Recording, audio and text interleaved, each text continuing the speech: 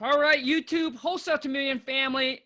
We're doing something different in this video. I don't have a lot of requests, but I do have some of you guys that email me and say, "Hey, Khang," or comment and say, "Hey, Khang, would you bring on like the first time subscriber, first wholesale deal and then bring them back on to kind of see where they're at in their business right now, to see how they're doing and things like that."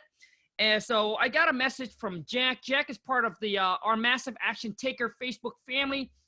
He messaged me as well and saying, "Hey, that's something that would be cool that we actually do that and kind of see where, when they first got their wholesale deal and then all, 6 months or a year later, kind of see where they're at in their wholesaling houses business." So this is the first video. Jack has, I think we did the interview back in, if you guys don't see it, check it out. When did we do that, Jack? Uh, it Like might have been what? like April, maybe. Yeah, man. So it's like 8 months ago. So Yeah, okay. I think. So Yeah. yeah. So if you guys haven't checked that out, go check it out. And so I'm bringing Jack back to kind of see where he's at in his business right now. If this is something that you guys want me to do, and it's a supply and demand, if it's something you guys want to do and think it's valuable and you guys enjoy this, smash the thumbs up, drop me a comment and let me know so I can grab those one that I've interviewed a long time ago back on and kind of see where they're at in their business. Because it's kind of nice to see where, where they have taken their business to and what works for them and what don't works and things like that. And I like to do these kind of interview because they're not like high, they're not like guru or anything like that. So they're doing it. So it's nice for you guys. If you guys in the same area, you guys can connect, you guys can do JV deal, you can ask some questions and things like that. And everyone that I bring on, they're like down to earth and just openly, to help. Jack is part of my Massive Action Taker Facebook family on there, and he add a lot of value to everyone on there. So Jack, I want to say thank you so much, man. I really appreciate all your help and time. Yeah, no problem, man. I mean, I'm just returning a favor.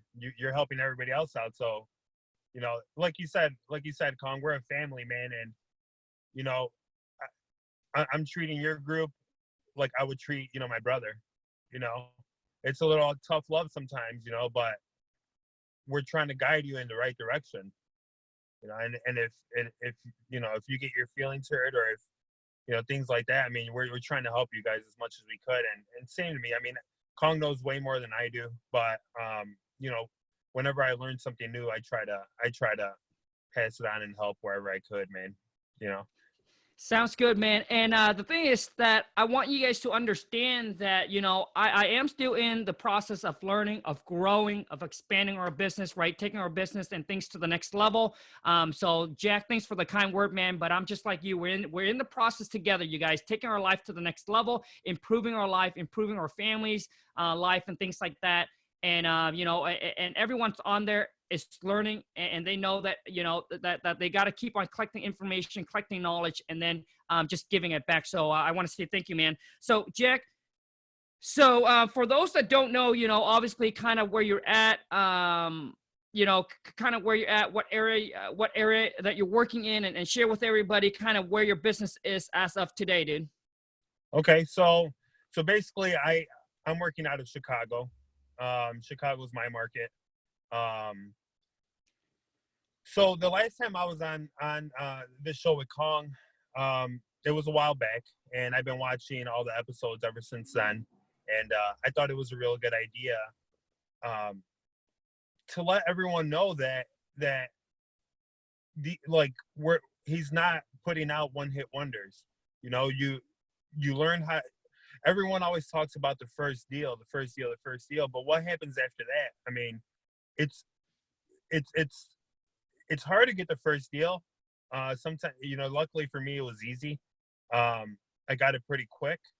I know Kong, it took him a few months, and just like everybody else. I mean, and it's all. I mean, I don't know. I don't want to call it luck, because I did put my head down and focus and learned, and I do have some experience with my landscaping business talking to people, so I'm not shy to go on door knocking and stuff like that. But um, it I wanted to be able to come on here and show everybody, what happens after the first deal. Um, and sometimes the first deal comes fast. Sometimes it takes too long. But what about the second deal? What do you do with the money that you got from the first deal, right? So basically now, Khang, um, I'm the landscaping guru or whatever. So my landscaping season here in Chicago, it's pretty much already done. Um, I've been doing this part time, and to be honest, even part time, I've been killing it, man. I mean, not killing it, but part time, I've been doing 2-3 deals a month. Um, and each deal, when I first started, I was making about 5K a deal, 5K, 7K a deal. But after that, I talked to Khang one time, and he basically told me, um, don't let other buyers or investors kind of determine what you should be making, because everyone always basically said like 5K is like the average that wholesalers make in this area. But now, after I talked to Khang, after that, it was like, um, I said my minimum's gonna be 10K, no less than that. And honestly, it's been more. I mean, I have gotten a 10K one, but after that, it's been 15K, 18K. I'm about to get one that's about 25K next week. So it's all like, it was basically me limiting myself. I was leaving all this money on the table. So yeah, so now that the landscaping business is pretty much slowing down, honestly, for 2018, I'm gonna get somebody, or for 2019, I'm gonna get somebody to basically fill my spot. And my spot's really just going out to talk to the client, locking the deals in, basically same exact thing that we're doing in the real estate business. I'm locking in the deals to uh, put fireplaces and big landscaping jobs. That's what I'm doing. And I felt, when I first started doing this, I felt like I couldn't basically trust or rely on anyone to fill that, to do what I do and get these jobs. But it's the same exact thing with wholesaling. You got to be able to trust your acquisitions manager to get the deal that you'd get, like, for sure. Um, that's what I'm gonna do for 2019. I'm gonna get somebody to replace me so I can keep that landscaping business going, and I'm gonna focus 100% of my time on this real estate game, because, like, it's crazy, man. I mean, it's like this 25K deal that I'm about to get, and I'll talk about this deal. But honestly, this deal probably took me, I don't know, maybe a couple hours, 2 hours, 3 hours. Um, And do you want me to go into how that deal happened? Because it was actually kind of funny. Yeah, So man. so what happened with this deal was, I have a buyer here that I work with a lot, and I recently just sold them a deal out in this really hot area, and um, his assistant texted me on Monday, this Monday that just passed. His assistant texted me Monday just to remind me that the title company has my check, uh, and that check was 15,500. So I was like, yeah. I remember. I just haven't had a chance to go pick it up, and so and I was working on a deal with this guy that he had pancreatic cancer. Okay, I sent him a postcard. It was a blanket list in my area, in a certain zip code that I'm targeting, and I sent him a postcard, and he sent me a text back saying that, I want to sell, but not right now. So then I told him, like, I texted him back, when's a good time to chat, and he never replied. So I tried calling him the next day, and the next day, 3 days in a row, and he never answered. So finally, he answered, or he texted back, and he said, I'm going in for surgery. I'll know by, I forgot if it was November 7th or November 11th. He said, I'll know by November 11th. And then as soon as he texted me, I called him right back. And I'm like, hey, this is Jack. Uh, and, I started trying to talk to him about the house, but he didn't want to talk about the house. He said, you know what? I have cancer. I won't know, like, I've been fighting it, and my doctors say that it might be gone. Like, we might have treated it already, but I won't know until my final test, which is on, I want to say November 11th. He said November 11th. At that time, then we could talk about the house, because he didn't want to give me any details about the property, like not even the amount of bedrooms, nothing. I mean, he didn't want to talk about it. He didn't want to. So I said, that's fine. I mean, he has cancer. That's tough, man. Especially if he's going through chemo. And I don't want to.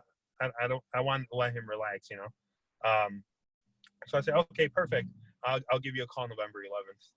And this was like 2 months ago. So my reminder rang in November 11th, and I called him, and he didn't answer. So I was like, okay, I shot him a text. He didn't reply. And then finally I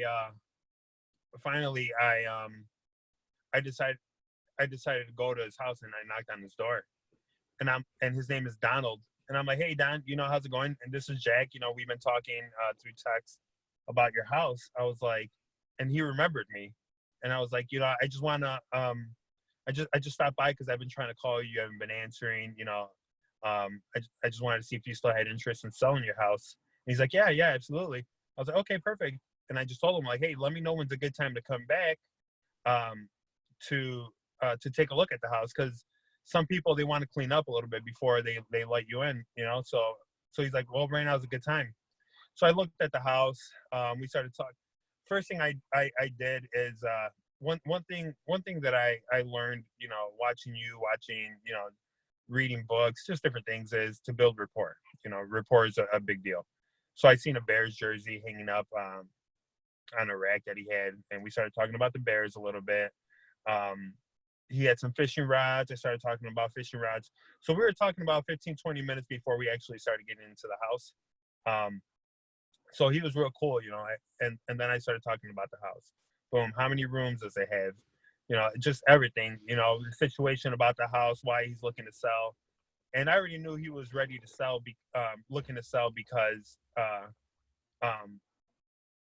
he had cancer. On November 11th, he was going to find out if it was cleared, if he was good.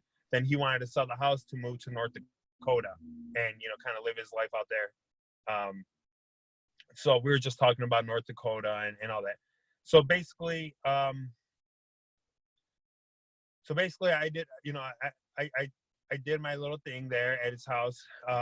Before I left, I asked him, what he was looking to get. He told me the amount based off of what his neighbors have sold their houses for. I asked them 3 times, even though, we're paying for all closing costs for you to sell, things like that, what's the least that you're willing to take? And I basically got him down. So initially he wanted 70 for the house. In that area, the prices are low. It's a real good neighborhood. But prices are low. I mean, so he wanted 70 for the house, and right then and there I got him down to 52. And that was just just face to face. I still wanted to I did see some comps in the area. I wanted to bring them down a little bit more. But even at 52, it was a great deal. So what happened is I went home. I told him, hey, my company's called 24-hour fair offer. Okay. So I named it that because I want to be, I want to make myself, I want to commit to myself that I'm going to give the client an offer within 24 hours. And if I take longer than that, then my company's garbage then, because I didn't fulfill what even the name of my company, like 24-hour fair offer. So I told him, all right, so tomorrow morning I'm going to call you back with an offer. And he was happy. I mean, he was good. So I went home, ran some comps, got my numbers ready, and I tried calling him, and he didn't answer. So I'm like, damn. So I tried calling him again. He didn't answer. So I just printed out all the comps and I drove to his house again. And on my way to his house, my I don't want to say competitor because they're also my buyers, but they also wholesale too though. So they wholesale and they also do they do a few other things, but she called me to let me know to pick up my check, right, from the closing company and from the title company, and I was like, hey, by the way, right now that I have you on the phone, I have this other property in this area. Maybe if you want to look at it. They always pay the most, to be honest, but I told her like, hey, I'm gonna put it out Friday, which was 2 days ago. I told her, hey, I'm gonna send it out to my buyers list. But if you want to check it out before I send it out, let me know what you're able to offer. So she's like, oh yeah, we like that area. Let me see. That it was a street called Janet Place, and she was like, oh, we're about to get a house on that same street. And she's like, what was the address? And I told her the address. She's like, it's the same house.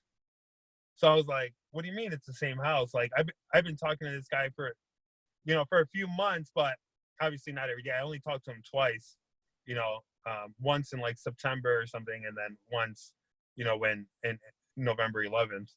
But she's like, yeah, we got a contract with him.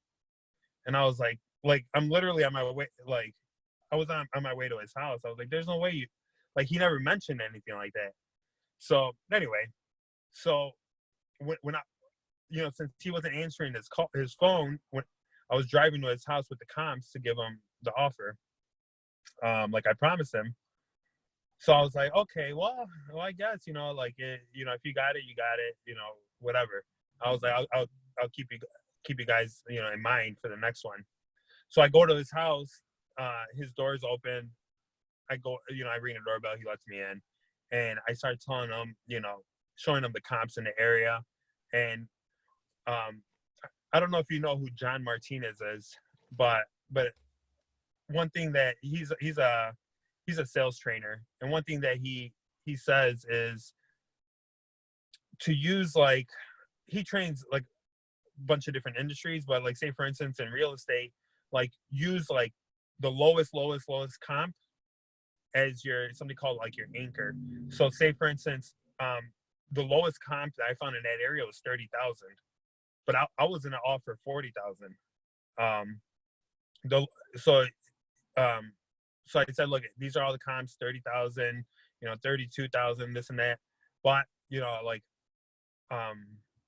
I'm going to offer you a little bit more, and so I offered him 40,000, and then I was like, even though, we already had something, even though he already said, I think it was 52 or 53, I wanted to bring him down a little bit more after I did my research, like I told him.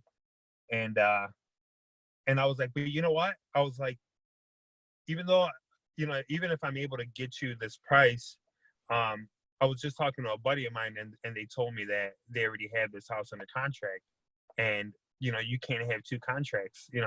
If I take this agreement to the title company, they're not gonna let me do it because they already have theirs open. And he was like, no, I have no contract with anybody. He's like, I was like, are you sure? Because they told me your name and everything. Like they did, they already have everything out with you. And he was like, no. He's like, nope. He's like, somebody did send me over a contract through DocuSign, but I never signed it. I just read over it, but I never signed it. And he's like, yeah. And they were offering me 50,000, and I'm trying to get it for 40. So they kind of like screwed me over, because now I have to be in that range. So anyway, he's like, yeah. He's like, I'm not taking less than 50,000 for the house. I was like, damn. I was like, yeah, the most I could do is 45. And he's like, yeah. He's like, I can't take less than 50,000. So I was like, basically at the end of the day, I got him down to 48,000. So I got the house at 48,000, and he's like, do me a favor, can you call your buddies and tell them that I'm just doing the deal with you, so I'm gonna have to talk to them. And I was like, yeah, I'll call them. But I guess, like, since I was there, they kept on calling him and calling him and calling him, and he was showing me the phone. And they were like, just because I just got off the phone with them, like I said, I just got off the phone with them, telling them that I was about to get this house under contract, and they're like, no, we already have it under contract. So I guess it was like we tried to race to get to the house, basically. And I got there, and when I got there, they were like just blowing him up to get him to sign a DocuSign. So basically, I got him to sign it at 48, and I got in my car and started driving to the company to. I usually just take a picture of it. If it's not through DocuSign, I usually just take a picture of it and then send it through. Just email it to them, to the title company, and they're good like that. But since there was a check there waiting for me, I figured I'd just take it to the title company, drop it off, and pick up my check. So as I was driving to the title company,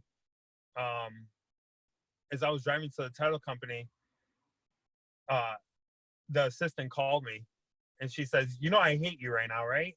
And I was like, "Why?" And she's like, "You know why?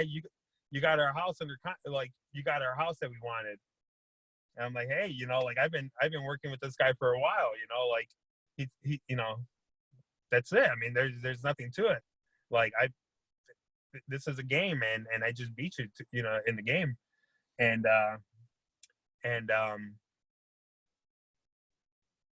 so she's like, we want that house. And I was like, hold on a second. Sure. No problem, man. Samuel, está abierta. Está abierta. Do what you gotta do, dude. Estoy en el teléfono, pero está abierta. So those of you guys.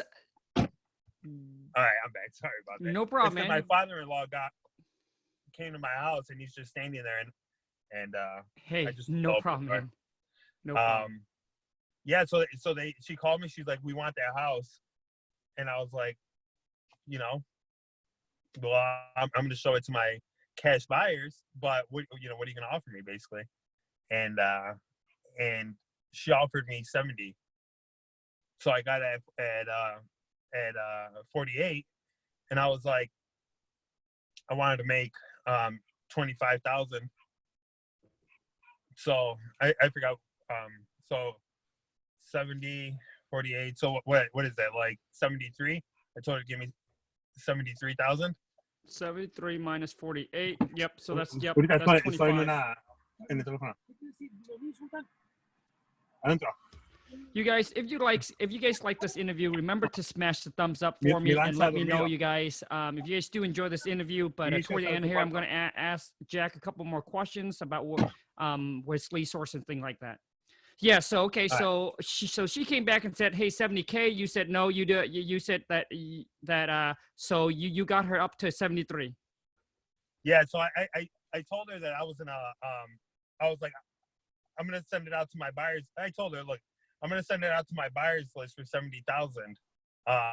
That's usually what I do, highest and best, and then I arrange everything to show it. So I figured,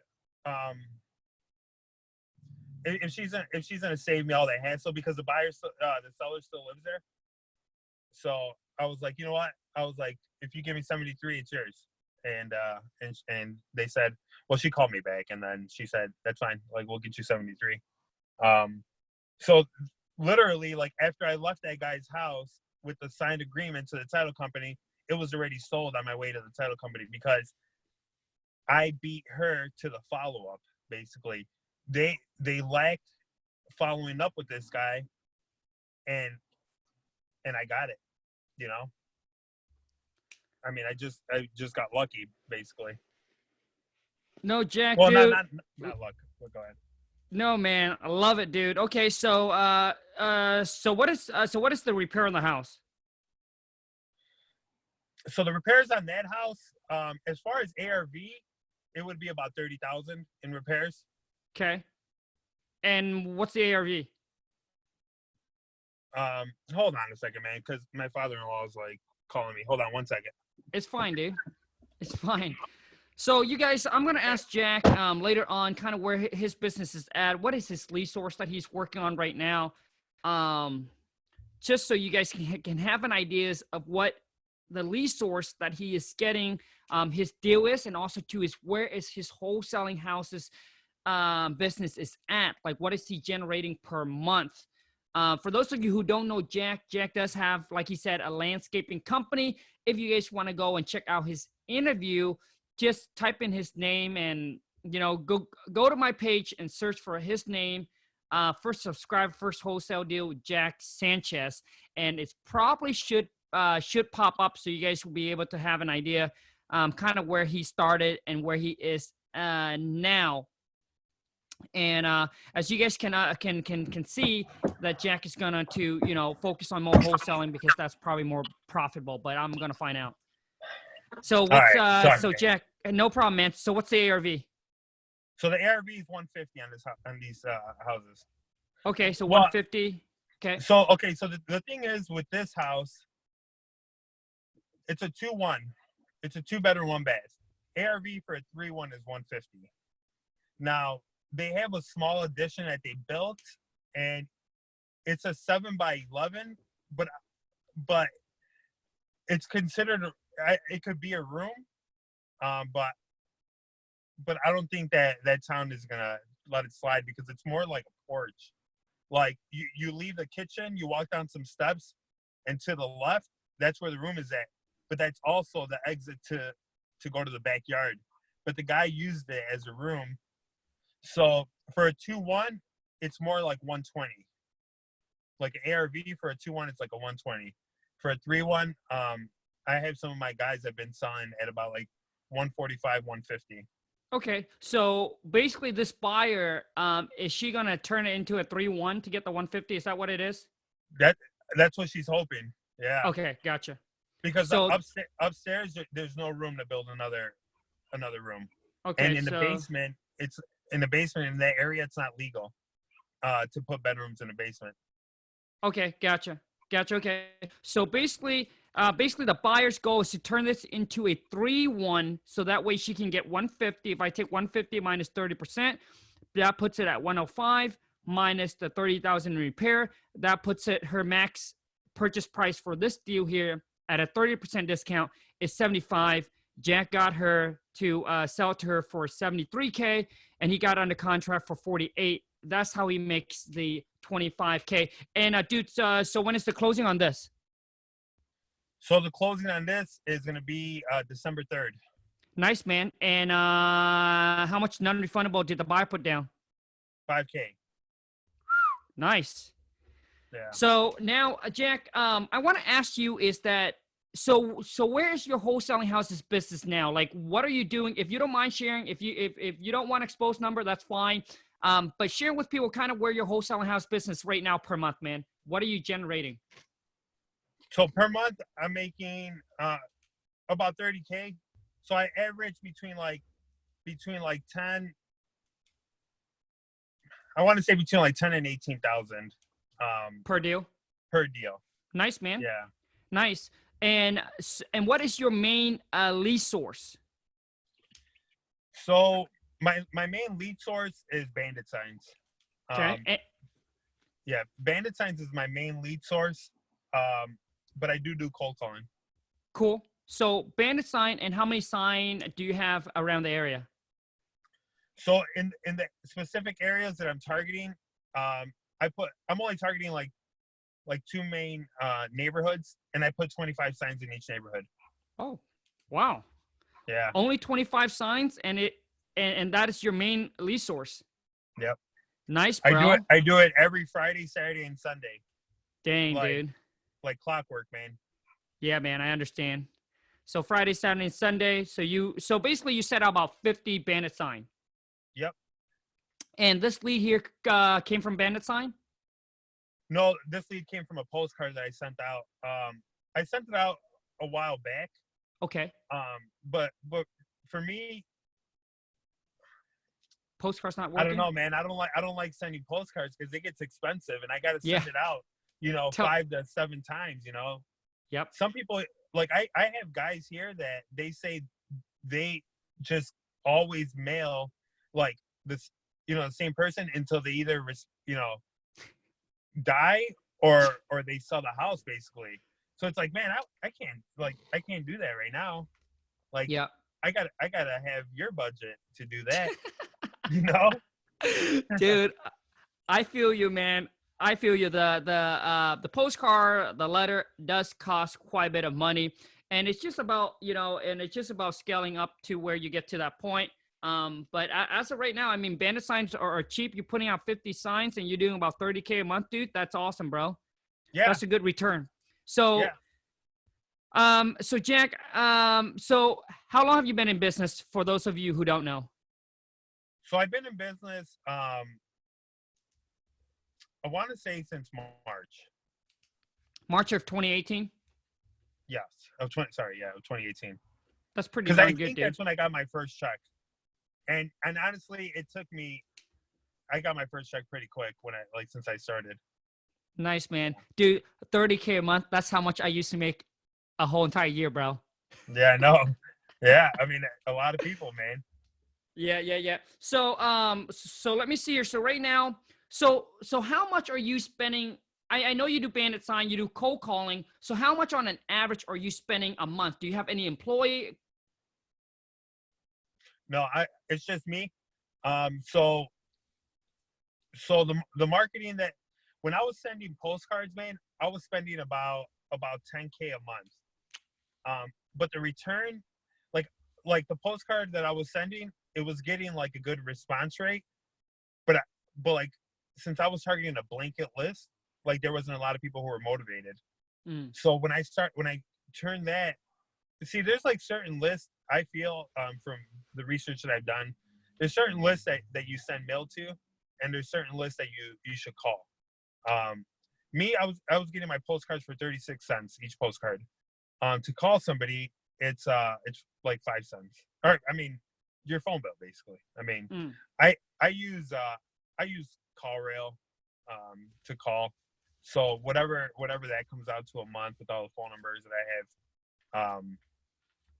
So it's pretty cheap. Now I did just get Mojo Dialer to start, do it like calling like a lot of people at one time.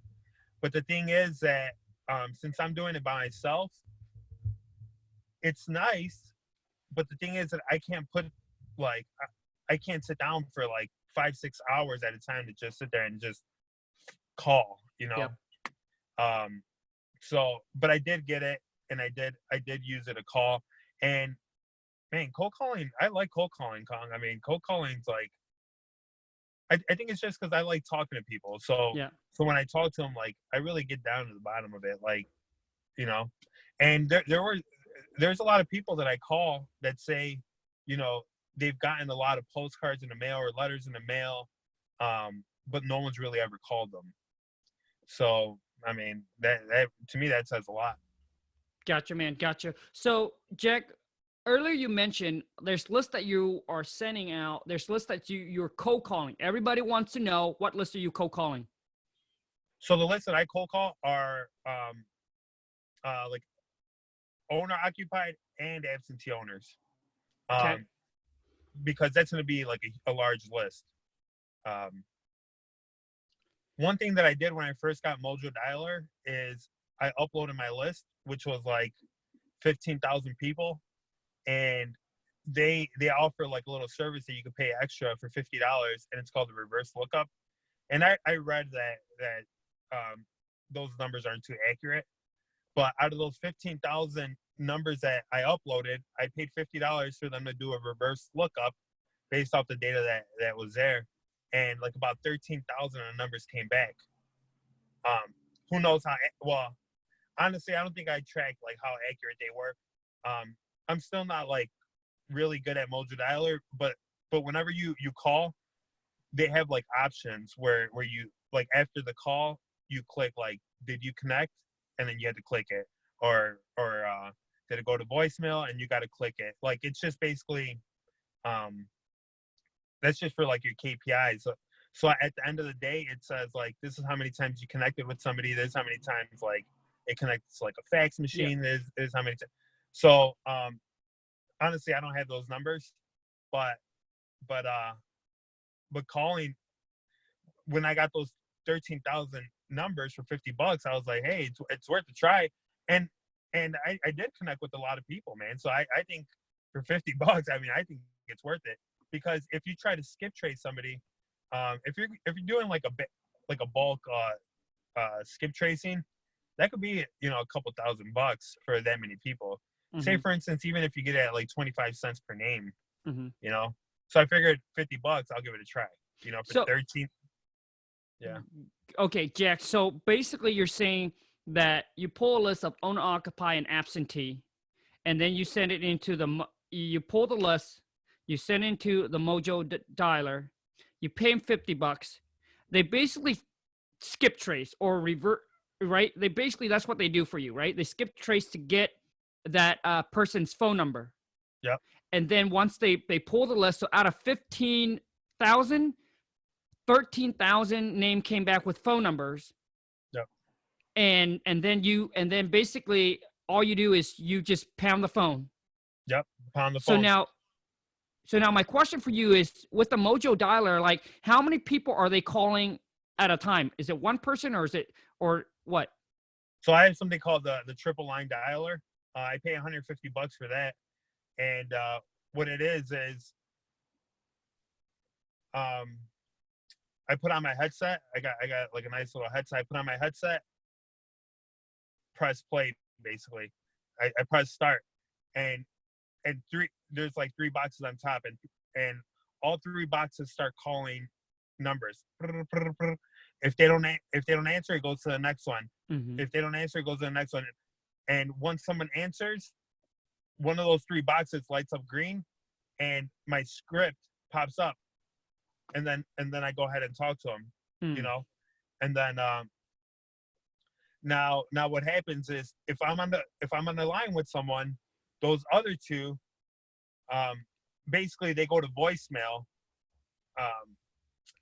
They don't go to voicemail. Basically what happens, Khang, is like they pick up, and it's supposed to give them like a short, quick little message. Like, it could be like a message like, hey, this is Jack, you know, I don't know. It's weird. What they recommend is for you to, like, the message that they hear when they pick up your call while you're on the other line is they say don't put a message. So when they pick up, like, it'll be silent, and then they'll be like, hello, and then they'll just hang up, because right now I'm still on the other line with somebody who actually did pick up before them. So once I hang up with this person that I'm on the line with, it'll call the last person that just picked up, you know? So when I call them back, or so when the machine calls them back, they'll answer, and then they could say something like, well, oh yeah, I answered, but it was just silent. And then I could say something like, yeah, oh, I'm sorry, I was just having like trouble with the phone or something, I don't know. And then you just start talking to them. Yeah, Gotcha. so that's how that works. Gotcha. So Jack, basically they're recommending, and it's what you're using. You're saying that don't leave a voicemail, just let it go to silent. Yeah. So yeah, because like I said, if I'm on the line with somebody and the machine's calling somebody else and they answer, they're supposed to hear like a message. But they recommend to, like, actually, just to make everything easy, just leave it silent, and then they'll just hang up. But once I hang up with the person I'm on the line with, it'll call them right back. Gotcha. Nobody else, because it's on the list. So they'll call the person on the list, and then you know, it'll just be so much easier. Like, oh, I'm sorry, it was just something was wrong with my phone, or I don't know. They never really asked, to be honest. Gotcha. Okay, so the thing is, you guys, I asked that question because some people will be like, the other persons don't pick up, then it'll go to voicemail or something saying, hi, my name is Jack, I'm with Home Buyer Express, or whatever it is. You know, sorry I missed your call. Please, you know, just like one of those, a voicemail. But instead, Jack said just let it go to silent. So the person on the other line felt like there's some disconnection or something like that. So they just say hello, and then they just hung up. And then after you're done talking to the other person, it shoots that person back a call. So you can say, hey, I'm sorry. I was trying to answer the phone or whatever, but I don't know what happened. The connections, I could hear you, but you can't hear me. Something like that, you know? Right. I gotcha. Okay. So Yeah. that kind of get the communication going as well. So great, man. Yeah. So Jack, dude, nice, dude. I'm so happy to see how you have taken the business and how you have grown it. And the thing is, you guys got to understand, you know, just like Jack mentioned, some people do their first deal and then they go on and don't do anything else for the next 6 months or the next year. And those are what, you know, the one hit wonder, they got lucky and things like that. So it's nice to bring them back and see, did they really keep pursuing and taking this business to the next level, man. So I'm so happy, man, Right. to see you're crushing it, dude. 30K a month, Yeah. dude, with Bandit sign and cold calling, dude. That's Yeah. awesome, man. Yeah. I mean, it sounds like it sounds like I'm everywhere, but honestly, I'm pretty organized. So yeah, basically, I'm putting up Bandit signs. I'm doing cold calling, and I send out postcards once in a while, depending on the list. Sure. Like I said, for me personally, sending out mail is too expensive because I Sure. know how many I got to send out about 4,000 or 5,000 pieces to get one deal, Mm. and sometimes like when I was sending out mail, I was sending out like 10,000 pieces a month, Sure. and sometimes like I wouldn't get any lead, or I would get leads, but I wouldn't get any deals, and so it was getting expensive, and I couldn't justify it. But like Khang says, man, like everything you do, you got to do it consistently, and that's why I've been doing the Bandit signs consistently. I follow up consistently. That's like something huge, you know. Mm-hmm. Especially for the people starting out and they have a small budget. You know, if you're gonna use that money to get leads, and they call you back and you don't answer, or whatever the case is, like you got to call them back. You got to follow up. You got to follow up. You got to follow up because people's situations change. I mean, Mm-hmm. like they could change from now to 6 months, and that's the whole point of Mm-hmm. mailing to them.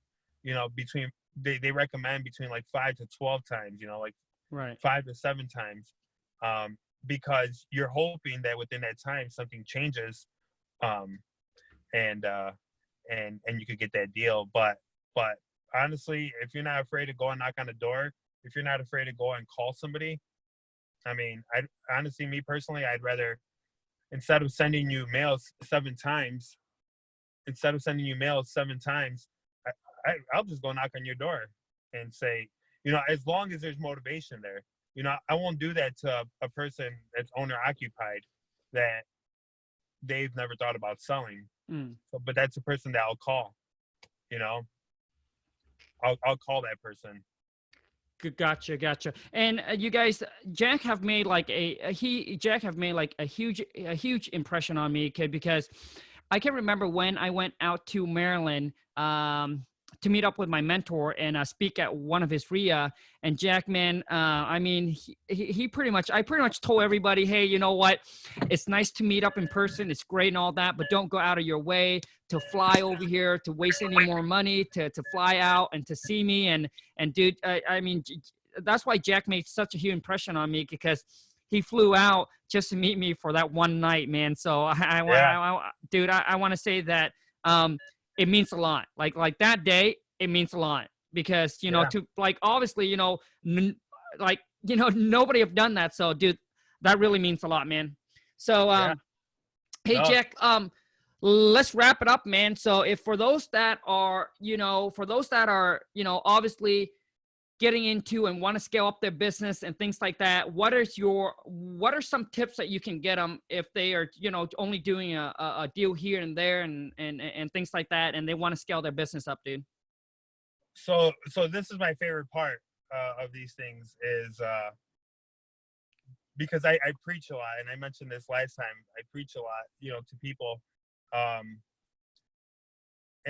I do this with my kids too. If you're nothing nothing's gonna come easy, man. Nothing's gonna come easy. Um, I have a cousin who's a multi-millionaire in stocks. Okay, growing up, we didn't have anything, man. I mean, we grew up poor, and even before I started learning how to wholesale and things like that, I bought my house. My house is free and clear. My house has been free and clear since 2012. You know, I got a dump truck. I got all my landscaping stuff.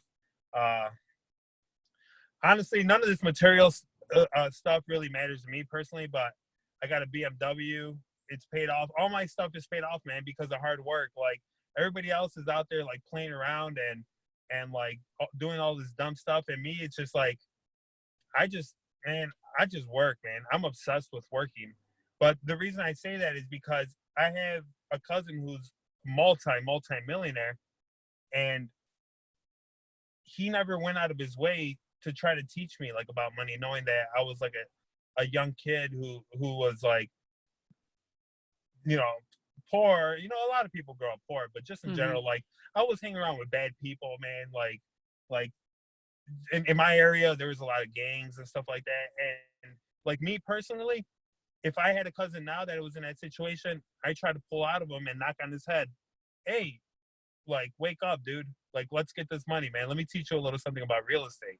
Okay. And so basically nobody's going to hand you anything, man. My cousin didn't even bother to even try.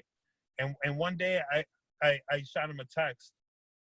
This was a couple years ago, but I shot him a text and I asked him if he could mentor me.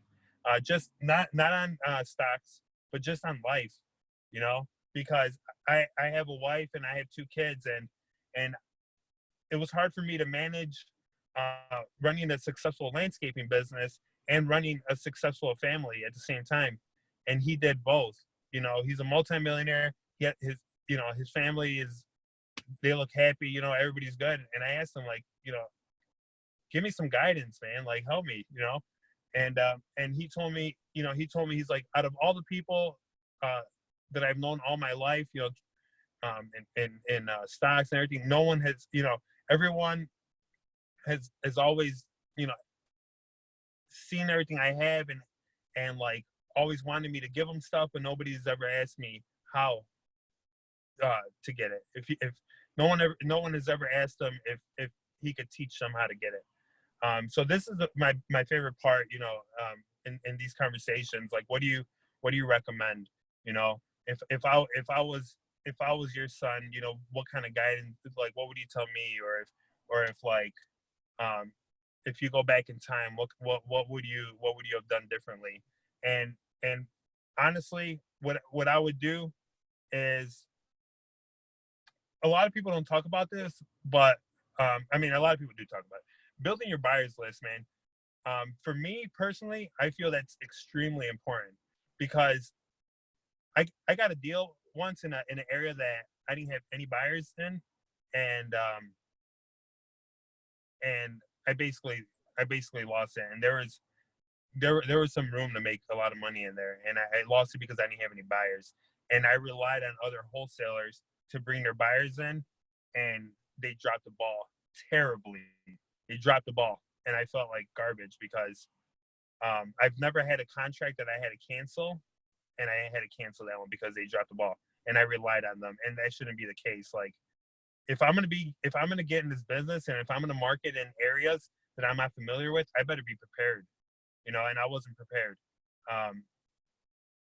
You got to get a buyer's list, and there's a lot of ways to get that. Khang shows a lot of ways.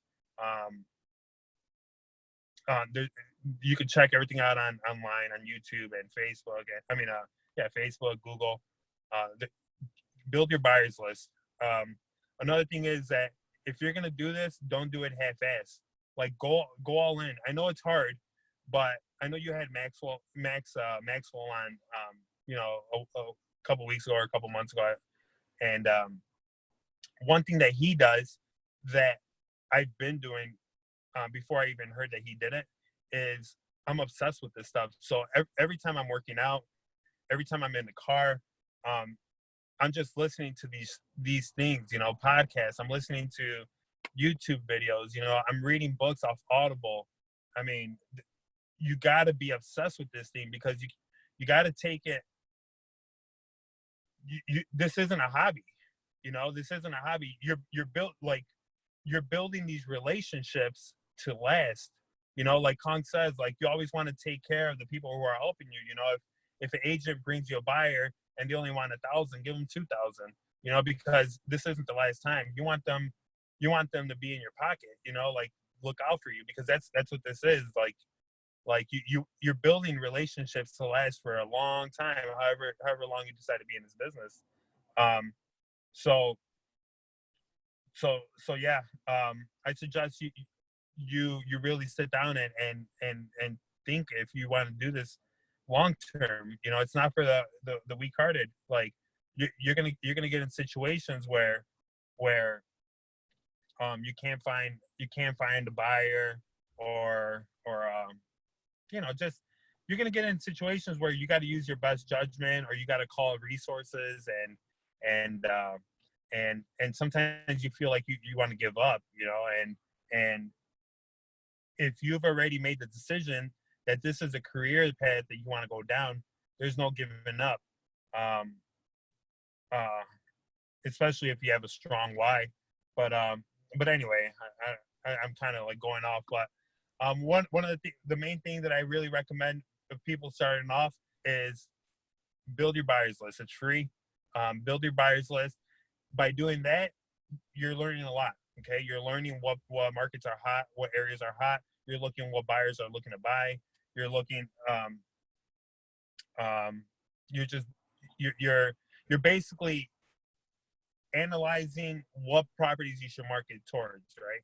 And if you're on a low budget, you only want to stick really to that criteria. You know, if everyone's buying 3-1s, there's no reason to really mail to or call or whatever you do for 2-1s, because then you know you're wasting your money. Then I mean, you're gonna find someone to buy it, but there's a specific area here by my house that people don't like 2-1s in that area at all.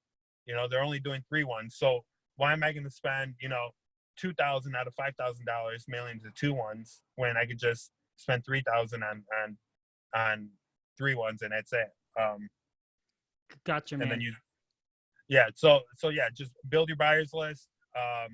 There's just so much to do, and Khang does a step-by-step, you know, what to do. You know, your title company, you know, go to RIAs and get, you know, get your buyers list. And one thing that I do want to mention, I know Khang is doing, you know, all these live cold calls with everyone so they could understand that the people who don't have a script, like how they sound on the phone. And I promise you, like Khang's doing everyone a favor by giving you by, you know, like putting his script out for sale, because like he says, you know, like people from the Philippines or wherever are literally just reading the script verbatim and locking these deals in their contract. You know, they don't know anything about real estate. So if you're trying to like jump in this business, and I've done it when I first started, and Khang did it too when he first started, like trying to take these calls and trying to like find motivation without using a script, it's like I sound like a dummy. Like I don't even know what I'm saying. Like I don't know. It's crazy. It's like black and white. I mean, when you don't have a script, it's like you might as well not even be calling people. But if you do have a script, you sound like a pro already. You're asking all the right questions. You're getting every single piece of information that you need for this property. That's extremely important. I mean, it's crazy how important it is to have a script, and people don't realize that. So, yeah, I mean, you definitely got to. There's just so many things that people got to do, but yeah, getting a buyer's list, getting a script, and then if you're on a low budget, just start cold calling, man. Sure. Start cold calling. Gotcha, man. Yeah, I mean, the thing is, you guys, you know, the thing is, if you guys want to scale up your business, and that's how we grew a business, is that if you want to grow your business, then you must be able to hire on somebody, but not just anybody. Like when you hire them on, they need to be like they need to know what to say, what question to ask, how to handle the objections, how to gather information from the sellers, all of that. Because if they don't, you going to lose out on this deal, because obviously, you know, you pulling back, so you trusting whoever that is that you hire, right, to do the best that they can. And to do the best they can, you must be able to pour all your knowledge and information into them, but without having a guideline, or, you know, a guideline. Like, how do they know what to say and what question to ask? You know, what I learned from, you know, what we learn is that you want to put a good system with average people. You know, to hire superstar, it's really hard to find superstar, which means people, you know, they're in sales, they good talking. Like, it's hard to hire superstar. It's easy to hire average people, but if you have a good system, which means if you have a layout, you know, you have a layout, a script of what question they need to ask, how they answer, like how they answer the phone call, how all the question they ask, it really going to help you, you know, obviously improve the chance of converting that leads into actual deals, so you don't waste any leads that comes in. All right. So anyways, Jack, we're going to wrap it up, man. So for those that wants to connect with you, do deals with you, how can they? So you guys could find me through Facebook. My Facebook name is Jack Buys Houses. Yeah, you can just find me there. Hit me up. The last time I was on this interview, people were just blowing me up, and that's fine. You know, if I can't get to you on time, I mean, I'll get to you. You know, if you're like email or like sending me messages about small things that you can find on Google, just do that. But yeah, just hit me up. That's where you can connect. Cool, man. So, Jack, you don't have your own channel or Instagram or anything like that, or is it just Facebook? Yeah, just Facebook. That's all I do. Okay, got it, you guys. So I'll make sure I'll put Jack's Facebook here. Just Jack Buy Houses on Facebook. Go hit him up if you guys are in the area. You guys want to connect with him. You guys have any helps, or you know, you guys want any tips or anything like that. But like I said, let me tell you guys before I end that. Don't always ask, but add value. Don't always ask. Let me tell you that again. People will help you once, will help you twice, but if you keep on asking for free without adding value or giving back or in exchange of something, they're going to look at you differently. They're going to look at you like, yeah, man, this guy just, or this gal just want to come and take, right? But if you add a value or an exchange, it will tell you as a character and as a person to us on the other person's perspective. Like you come and you be like, hey, Jack, would love to connect with you, man. Would love to work with you. But I also want to, you know, I understand your time is valuable. I want to exchange something in value of me to you to see if we can do business together, you know, pay for your time, whatever it is. But the thing is when you put that out there, the other person will be like, oh, okay, well, oh, he or she is definitely different. Everyone just ask. This person is different. That, you know, like, so that's what I'm saying. So many of you guys just message and DM and email and ask for Khang, help me, call me, help me, text me, free. You know, like it's not just me, dude. It's like everybody that are in a place where you want to be and connect with. I'm just saying, they might help you out once, but if you come back and again, it just really gonna break that relationship for them to even continue trying to connect with you. If you want to be in their circle, I'm just saying, you know, you got to add value. Jack, thank you so much for your time, buddy. I really appreciate it. If you guys also want to connect with Jack as well, he is in my private Facebook group. For those of you guys who wants to jump on the private Facebook group, it is pay. So you either purchase my King Kong Seller Script package. That way you get access to go onto the private Facebook group. I didn't make it public because I didn't want it to be for everyone. I want it to be a small, powerful, massive action taker community, not people going on there and jippy jappy and talking and things like that, but not doing. I want people to be on there that is doing deals and helping each other grow in this business. Jack, thank you so much for your time, dude. I really, truly appreciate it, man. Thanks, Khang. Have a great day. Have a great day, buddy. Too. Thanks.